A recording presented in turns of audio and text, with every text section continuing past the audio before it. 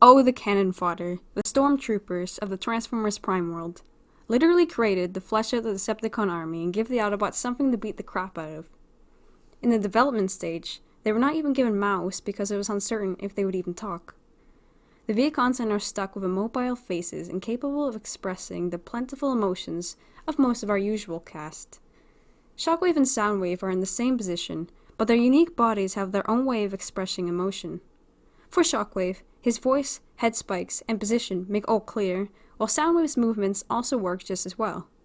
It is not the facelessness alone that marks the Vehicons as insignificant in the eyes of other characters, but of course, their clone status. I only wish to include the facelessness aspect because imagine if the Autobots had the face clones that express terror and pain at their attacks. If you can see your enemy's emotions, it becomes harder for bots as considerate as the Autobots are supposed to be, to laugh and kill. The unfortunate truth, however, is that fighting and killing Vehicons is like a game among the Autobots. You missed one. The only exception is Optimus, the truest follower of the Autobot dogma. Decapitation without remorse, limb removal, and jokes around their deaths. No matter what is done to the Vehicons, they do not receive the same care as other characters. In similar situations, the Autobots would be less likely to kill named Decepticons. Later I'm going to go into depth and prove Vehicon individuality, but in all honesty, the Autobots are not familiar with Vehicons and are not likely certain that Vehicons can be reasoned with.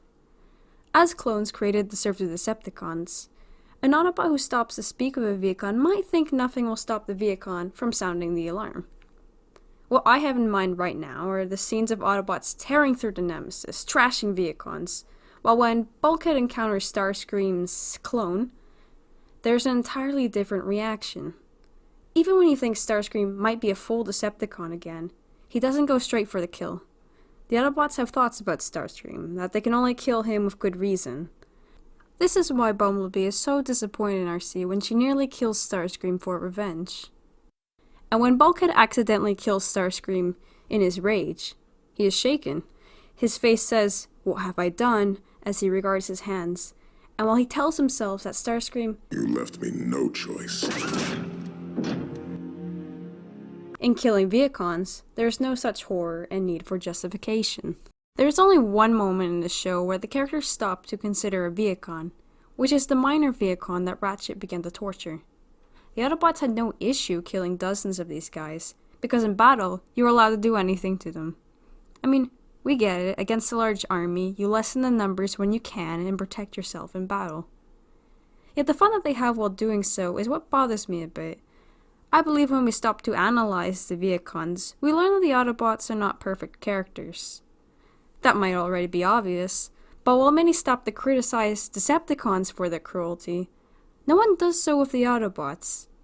Just sliding this in for perspective, but at the same time, let's not call them all evil.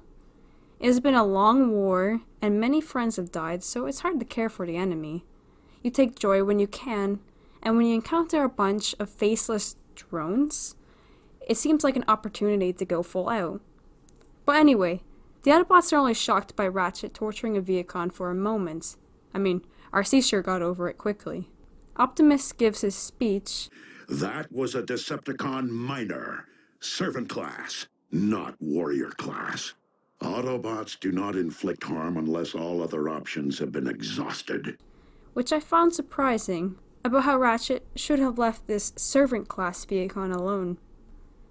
I mean, I'm fairly certain minor Vehicons are smaller than our warrior class ones, using Knockout and Ratchet as units of measurement, and trying my hardest to see them from different angles.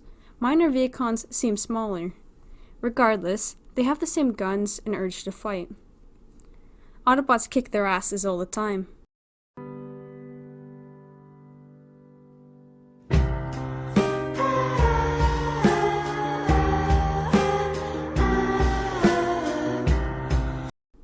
Do the Autobots think these Vehicons are more innocent? Because apart from this scene, they never show it. Wheeljack blows up an entire mine of minor Vehicons minding their own business. Where's the honor in killing Vehicons, who had no chance to fight back? The Autobots did not want to do the same to Starscream and Megatron, but they felt no guilt about doing it to the Vehicons, even though minor Vehicons are supposed to be more innocent. We could finish him, here and now. Shame you didn't bring any grenades. Would Optimus finish them? No, he probably wouldn't. Not like this. I began to think that perhaps Optimus and the Autobots did not actually care about this individual Vehicon, but the concept of torturing for information. They did not want Ratchet to be doing this to anyone. Now, we might say that maybe Optimus wanted Ratchet to leave fleeing Vehicons alone, but later I was surprised to see Ultra Magnus shooting a fleeing Vehicon. All I can conclude is that the Autobots have their principles of what is acceptable in war, are concerned about what they do to named Decepticons, but do not care when it comes to the clones. The first times I watched the show, I never cared about Vehicons either, but as I got older, I began to notice their signs of pain and fear. Vehicons scream when you hurt them, they grunt when hit, they have a fear of death, and can be threatened by Megatron.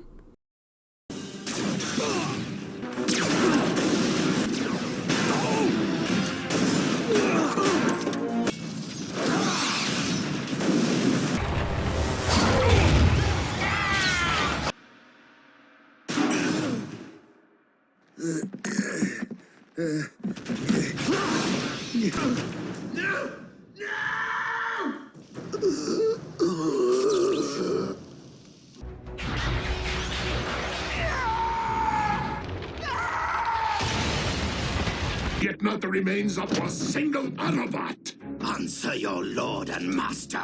Where are their bodies?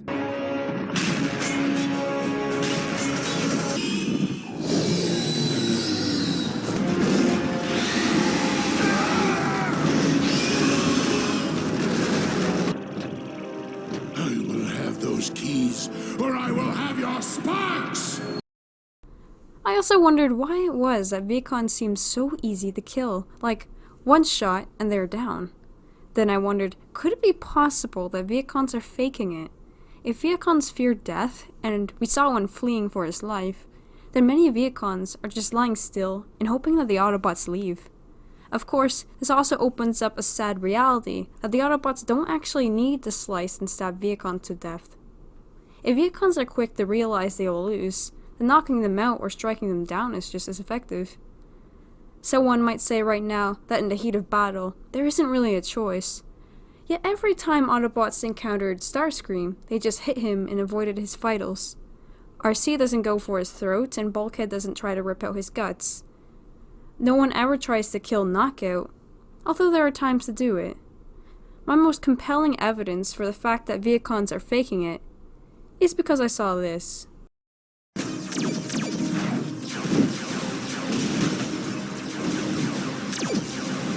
Did you see that? Smokescreen didn't even shoot that Vehicon.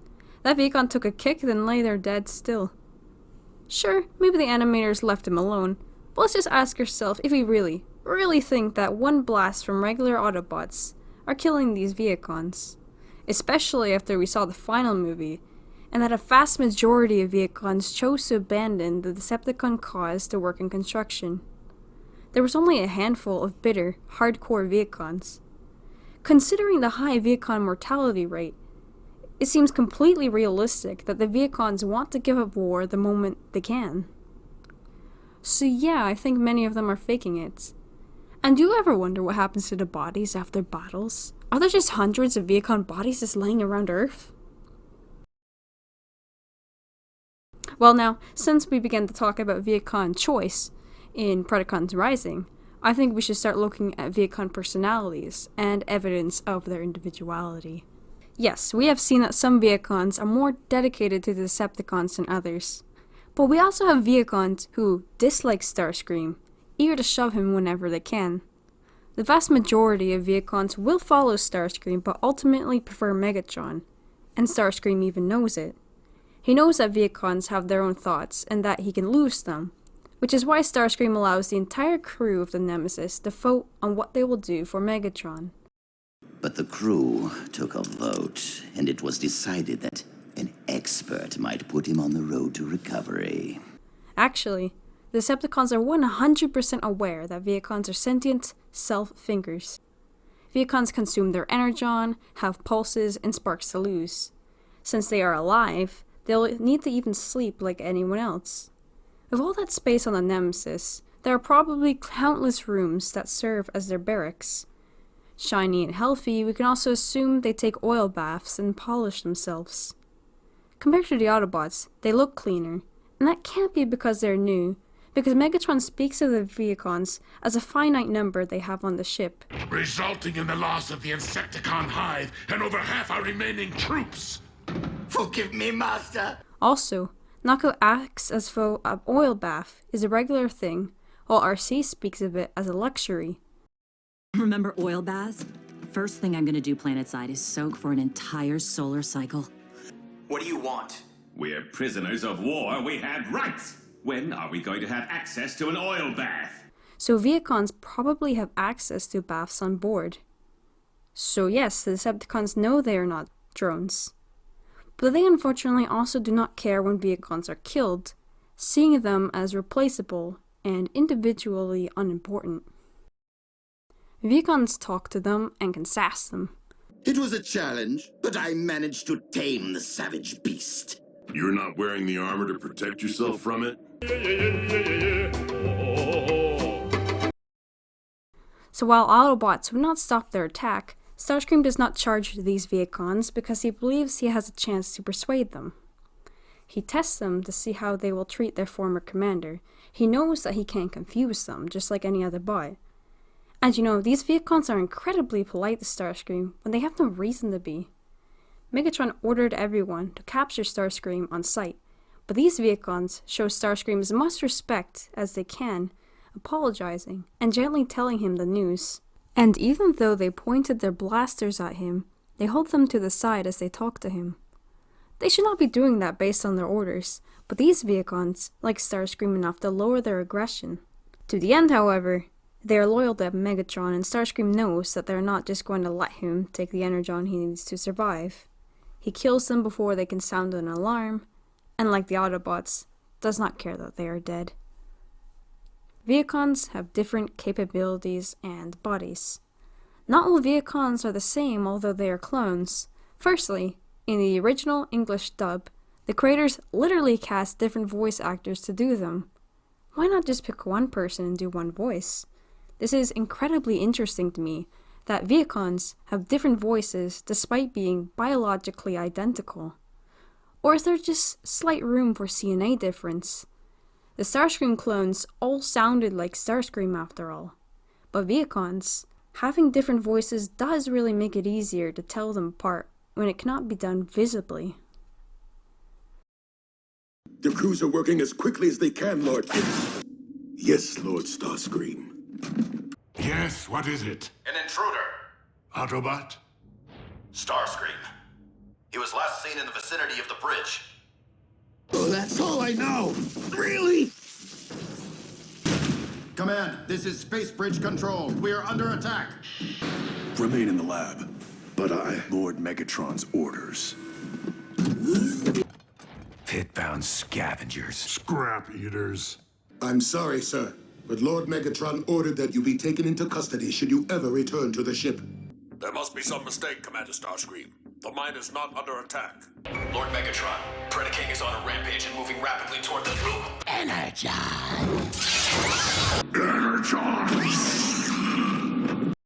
Alright, then secondly, and obviously, there are different kinds of Vehicons in this show. In the so-called warrior class, we have jets and cars. Then we have the servant class, the miners, who transform into who knows what. They apparently have T-Cogs if they can change their arms into blasters.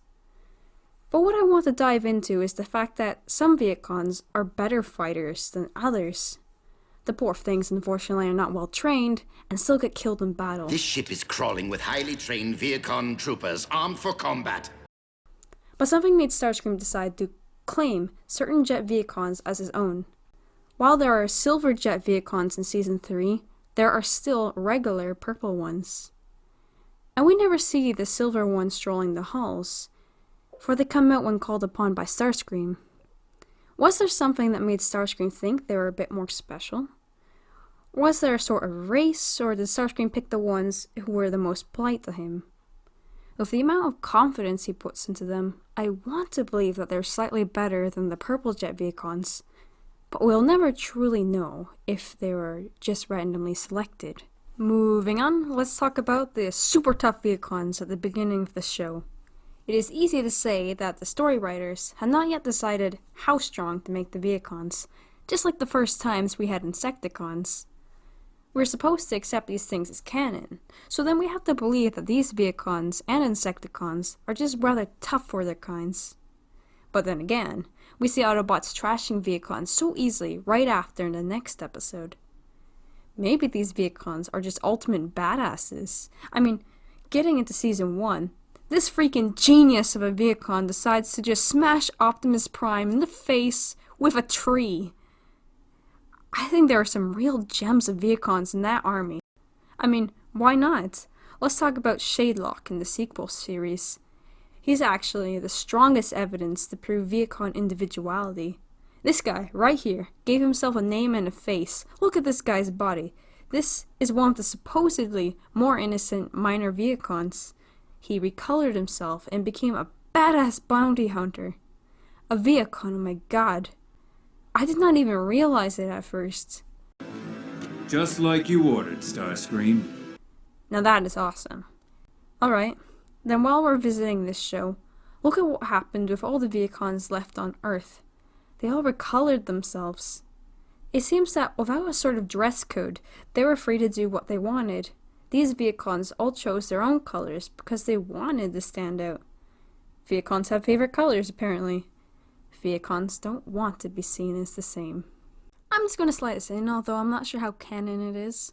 There was a Robots in Disguise comic where some Vehicons, fiercely loyal to Starscream, introduced themselves. They have letter number names, but then this one mad lad can't remember his and calls himself Steve. And there it is, mates. Fanon has made it in. We joked about a Vehicon named Steve who loved Starscream, and they wrote it into a comic. But yeah, these two Vehicons were insane. They probably went off and started a gang.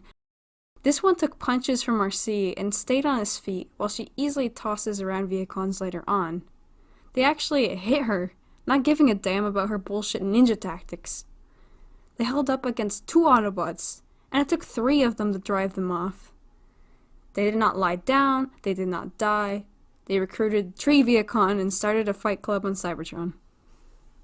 Yes, Vehicons generally have the reputation of being useless. We laugh at how easily they die, and after seeing the construction mishap scene, we think they're clumsy. But you know, this is a rather unfair stereotype. Vehicons are generally horrible fighters due to their lack of training, but I bet they would not like it at all if you said it to their faces. Also, why do we think Vehicons are bad at construction? Apart from that mishap, Vehicons literally build everything for the Decepticons. They worked on space bridges, the Omega Lock, and repaired the ship when it was damaged. They actually seem quite good at what they do. I imagine that in the new society of Cybertron, these poor guys have to fight against that stereotype that they are a bunch of weak, clumsy clones. This topic interests me so much that I actually wrote a story about it. I assume most Vehicons don't get out much and are, in general, bored. Vehicons are easily confused and distracted by new things, and even the Autobots notice it. Know what I love most about Vehicon troopers? They're easily distracted.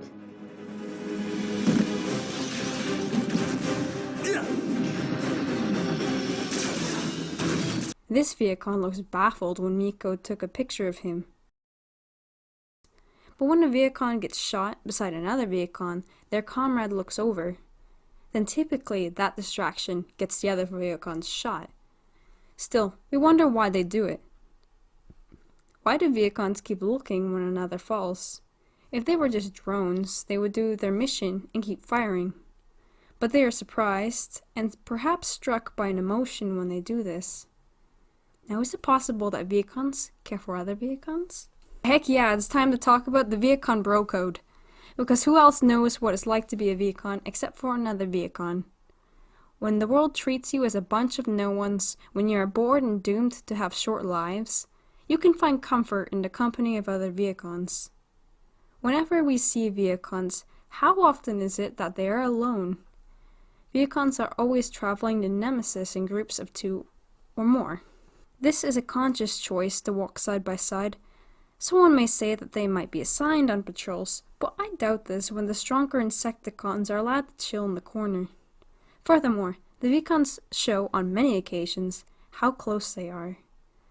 They may never be able to remember each other and make strong friendships, but Vehicons are tight. When something weird happens, they glance right at each other with the, "Bro, are you seeing this?"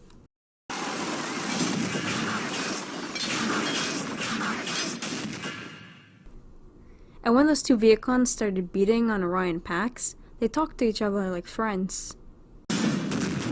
You have to admit, it's a privilege to stomp the former leader of the Autobots. The one announced how good it felt, so obviously Vehicons do feel emotions, and even complex ones like satisfaction and the want for revenge. The Vehicons did not even plan their beating, they just knew that they felt the same. There's also evidence that Vehicons are terrible gossipers who will talk shit.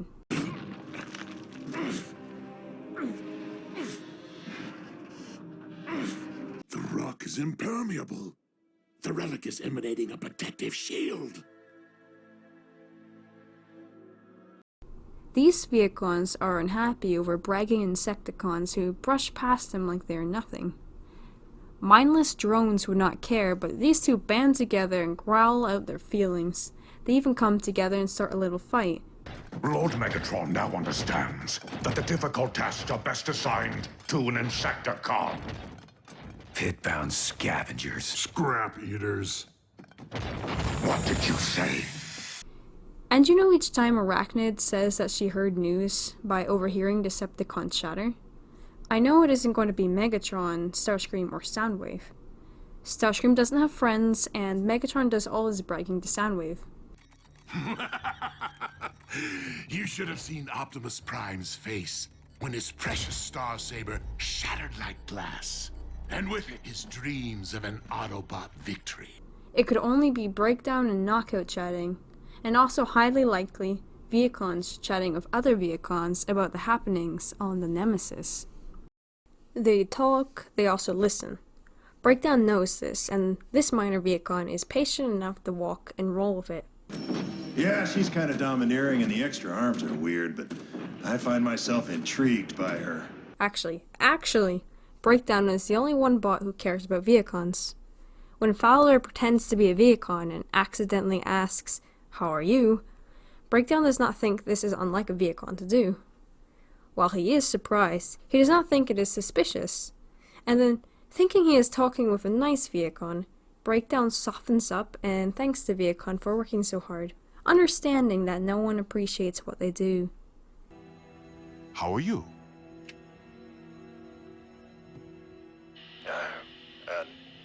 Never better. I know it's thankless down there. Keep up the good work, huh? Breakdown would likely never shove or kill a Vehicon intentionally, although it is unknown how he feels when a Vehicon is killed beside him.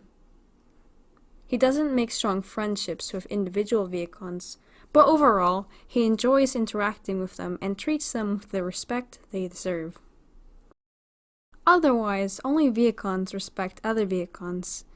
It makes me wonder how horrifying it was for Vehicons to have to shoot their own brethren as zombies, who as an added bonus, look exactly like them. Can Vehicons get PTSD? I'm sure that the minor Vehicon Ratchet tortured got it, and I wonder where he ran off to and if he ever got fixed by Knockout. Now and again, Vehicons probably come to Knockout whenever their injuries are too serious to heal by resting. It's not like Megatron wants to lose any more Vehicons than he has to. The only time he killed one was by accident, and he gets upset with Starscream when the zombie virus killed half of the army. I see no reason why Vehicons would not be allowed to see Knockout, who does not seem to have anything better to do. Once I made all these realizations and speculations about the Vehicons, I really began to feel for them. I did not want to see the Autobots decapitating them and smashing in their brains. If any Vehicon can become a full-blown character like Shadelock, then the hundreds of Vehicon deaths is just a tragedy. A viewer will never feel as bad over a Vehicon death than over breakdowns, but if the show had given us a story of a single Vehicon serving on the ship, then we might have felt just as strongly. I love the scene where everyone is in shock at Megatron's death. Everyone is here, linked by one emotion, unable to move. They stand together as though there is no war, or no sides. Every character seems just as important where they stand. With arms limp, without the will to fight, they look almost like friends who could turn to each other and speak. These Vehicons look like they could have names, like they could introduce themselves, could turn nice and have jobs somewhere. There is never another moment where Autobots and Vehicons stand so tall and close to each other in all of the show.